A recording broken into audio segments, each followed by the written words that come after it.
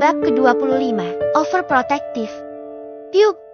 Sebuah pukulan benda keras terasa di belakang bahuku. Aku limbung tak mampu lagi menjaga kesadaranku. Dinda, Kanda mohon, bangunlah. Itu suara suamiku. Benar, itu suamiku. Ingin sekali aku bersuara tapi aku tak bisa. Ayo Seva, kamu bisa. Berusahalah. Sekuat tenaga aku mencoba membuka mataku. Perlahan. Samar. Yes. Aku berhasil membuka kedua mataku. Dinda sudah sadar. Aku menoleh ke samping kananku. Suamiku sedang menggenggam tanganku. Alhamdulillah. Suamiku memelukku erat. Bahkan aku bisa merasakan air matanya yang menempel di pipiku. Aku sadar. Berarti aku selamat. Nisa. Di mana Mbak Nisa? Mbak Nisa mana? Tanyaku terbata. Dasar bodoh. Kenapa malah menanyakanku? Aku di sini. Aku menoleh ke samping kiriku. Mbak Nisa selamat. Lega rasanya. Mbak Nisa berdiri dengan air mata mengalir di pipinya. Mbak Nisa menghambur memelukku. Apa kamu tidak punya otak? Masih saja memikirkanku. Mbak Nisa masih saja memarahiku sambil menangis. Maafkan aku, Seva, maaf. Ucapnya di sela isak tangisnya. Inikah rencanamu Tuhan? Menyatukan aku dan Mbak Nisa dengan jalan seperti ini. Aku ikhlas menerimanya bahkan jika harus berkorban lebih pun aku rela. Nisa, jangan kencang-kencang peluknya nanti calon adikmu sesak di dalam gimana? Maaf, aku lupa. Mbak Nisa kemudian melepas pelukan dan mengusap air matanya. Aku menatap lekat mata suamiku. Binar bahagia terlihat di matanya. Suamiku mengecup keningku. Kanda sudah tahu? Tanyaku lirih. Ya, Kanda sudah tahu. Terima kasih sayang, Kanda akan menjagamu juga anak kita. Diusapnya rambut di dahiku. Alhamdulillah kandunganku baik-baik saja. Kuat ya, nak. Batinku. Permisi, selamat malam. Dokter memasuki ruangan bersama dengan dua orang perawat. Baik, akan saya periksa dulu ya, ucapnya. Dokter, istriku baik-baik saja kan? Tanya suamiku. Baik, tidak ada cedera berat yang ada di tubuhnya. Luka di pinggangnya juga tidak terlalu dalam. Paling akan terasa pegal efek jahitan. Aku membenarkan ucapan dokter. Memang saat ini pinggangku terasa sangat pegal. Beruntung aku tidak terluka parah. Dokter, apa ada obat untuk perutku yang mual? Tanyaku kemudian. Dokter tersenyum menatapku sementara suamiku terus saja menggenggam erat tanganku sedari tadi. Itu efek kehamilan, Bu. Nanti akan saya beri obat pereda ya. Bukan penghilang karena memang tidak ada obatnya. Suster, pindah pasien ini ke ruang perawatan ya. Baik, dok. Jawab kedua perawat itu. Kalau begitu, saya permisi dulu. Selamat malam. Dokter itu akhirnya keluar dari ruangan. Sementara dua orang perawat mulai persiapkan untuk kepindahanku. Ah, iya. Bagaimana nanti harus bayar rumah sakitnya? Terlintas biaya yang harus dibayar nantinya saat aku memasuki ruang perawatan. Kanda, ayo pulang. Aku tidak apa-apa. Ini lagi, kenapa malah ruangannya yang bagus? Ada televisi di dinding, AC, dan bahkan ruangan ini cukup luas. Pulang? Iya, pulang atau pindahkan aku ke ruangan yang tidak sebagus ini, biar bayarnya tidak terlalu mahal. Lagi-lagi suamiku hanya tersenyum. Seva, apa kamu pikir ayah benar-benar bangkrut? Tanya Mbak Nisa. Bukankah memang itu yang terjadi? Jawabku. Kau tahu, sampai 7 turunan pun harta ayah hendak akan habis. Berarti, ya, Seva, tidak terjadi apa-apa dengan bisnis ayah. Aku yang memintanya bersandiwara untuk mengujimu. Aku menyesal, malah berakhir seperti ini. Mbak Nisa menunduk dan terisak. Aku pikir kamu hanya menginginkan harta ayahku saja. Tidak tulus mencintai ayah, tapi nyatanya kamu tetap memilih ayah walaupun sudah tidak punya apapun. Aku bernafas lega. Syukurlah kalau tidak terjadi apa-apa. Malam ini aku harus menginap di rumah sakit. Mbak Nisa terlihat tidur di ranjang yang disediakan khusus untuk penjaga pasien sementara suamiku masih duduk terjaga sambil terus menatapku. Kanda enggak tidur. Tidak. Dinda tidurlah. Atau ada yang terasa sakit? Suamiku justru mencemaskan keadaanku yang mulai berangsur membaik.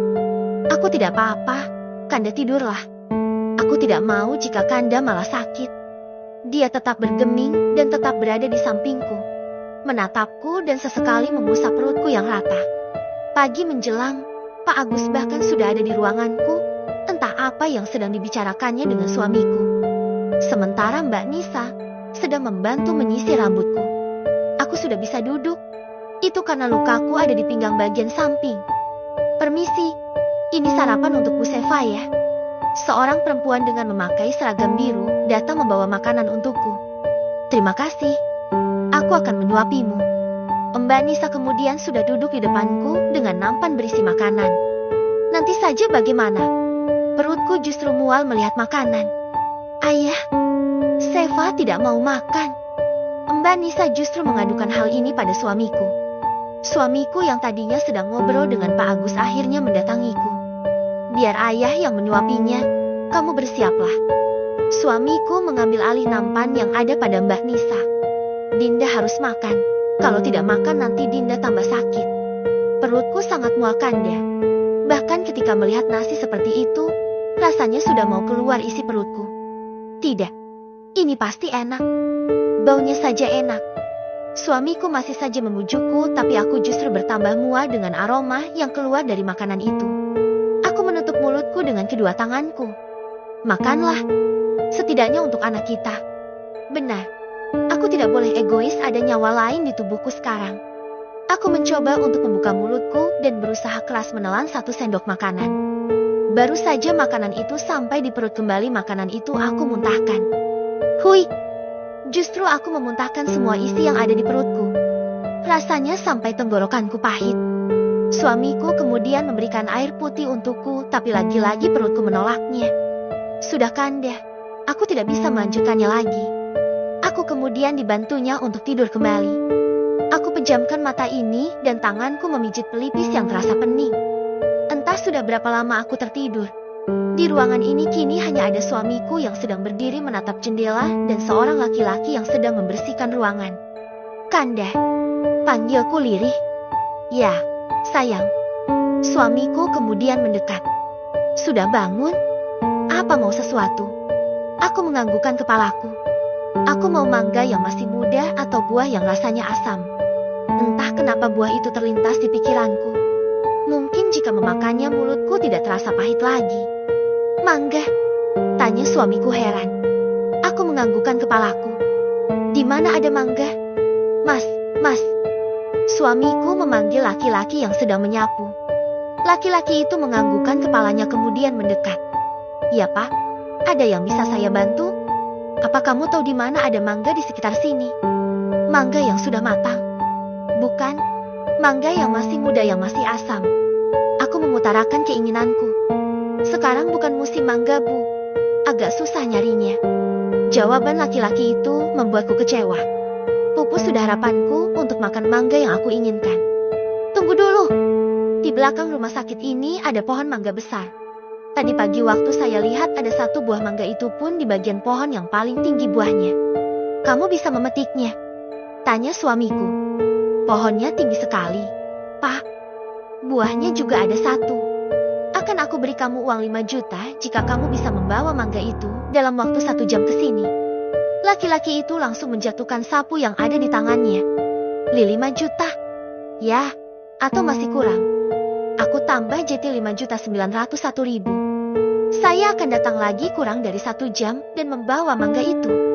Laki-laki itu kemudian pergi dari ruanganku. Bahkan saking buru-burunya pintu saja dia tabrak. Aku hanya geleng-geleng kepala melihat tingkahnya. Tak lama berselang Mbak Nisa datang bersama dengan Pak Agus. Dia sudah membawa tas yang kemarin dipakainya saat datang ke kota ini. Fa, aku balik duluan ya. Nanti kamu balik sama ayah. Oh, iya, ini ponsel kamu. Udah aku bawa. Dan barang-barang yang di rumah sudah aku packing. Mbak Nisa menyerahkan ponsel yang aku tinggal di rumah. Apa sudah beres, Gus? Tanya suamiku pada Agus. Sudah, Bos. Mereka pasti akan sangat menyesalinya. Entah apa yang dibicarakan antara suamiku dan sopirnya. Tok tok tok. Permisi Pak, ini mangganya. Laki-laki yang tadi menjanjikan akan membawakan mangga untukku kini sudah kembali dengan membawa mangga yang masih tergantung di sih. Pak, tapi ini lebih. Tadi kan katanya 5.901.000, tapi ini 6 juta. Lelaki itu membolak-balik lembaran merah yang ada di tangannya. Bonus untukmu, jawab suamiku singkat. Ya Allah, Pak, terima kasih. Akhirnya aku bisa mengirimkan biaya untuk ibuku operasi walaupun masih kurang. Terima kasih, Pak. Laki-laki itu terlihat mengelap air mata di sudut netranya. Saya, permisi dulu Pak, mau mengirimkan uang ini langsung ke kampung. Tunggu, berapa kekurangan biaya operasinya? Suamiku menghentikan langkah laki-laki yang sedianya akan pergi. 10 juta Pak, ini sudah ada 6 juta. 4 juta lagi nanti saya akan jual motor tua saya. Gus, bawa tas kerja saya ke sini. Siap bos. Pak Agus langsung mengambil tas kerja hitam suamiku dan menyerahkannya. Ini, 5 juta lagi untukmu. Tidak usah menjual motor. Suamiku kembali menyerahkan uang pada laki-laki itu. Laki-laki itu seakan tak percaya dengan apa yang diberikan oleh suamiku. Dengan tangan bergetar dia menerima uangnya. Terima kasih Pak, Anda begitu baik. Bahkan kita baru saja bertemu tapi Anda sudah banyak membantu saya. Kini laki-laki itu benar-benar menangis tergugu. Sama-sama, sekarang pergilah. Kirimkan uang itu untuk ibumu. Laki-laki tua itu kemudian berpamitan dan keluar dari ruanganku. Nisa juga pamit dulu ya, ucap Nisa. Kenapa kita nggak pulang bareng Mbak? Tanyaku heran. Ada urusan yang harus aku selesaikan. Kamu kan tahu ayah ada di sini jadi harus ada yang mengawasi bisnis ayah di kantor. Aku hanya menganggukkan kepalaku walaupun aku juga tak tahu apa itu alasan yang sebenarnya atau bukan. Nisa pulang dulu ya. Ya. Nisa memeluk suamiku dengan erat, begitu juga dengan suamiku. Ayah akan segera kembali kalau keadaannya sudah membaik. Oke. Nisa tunggu ayah dan Seva di rumah. Gus, jaga Nisa baik-baik. Jangan ngebut. Pesan suamiku pada Pak Agus. Siap bos. Agus nggak pernah ngebut kecuali kalau bos yang nyuruh. Nisa pulang dulu ya. Assalamualaikum. Waalaikumsalam.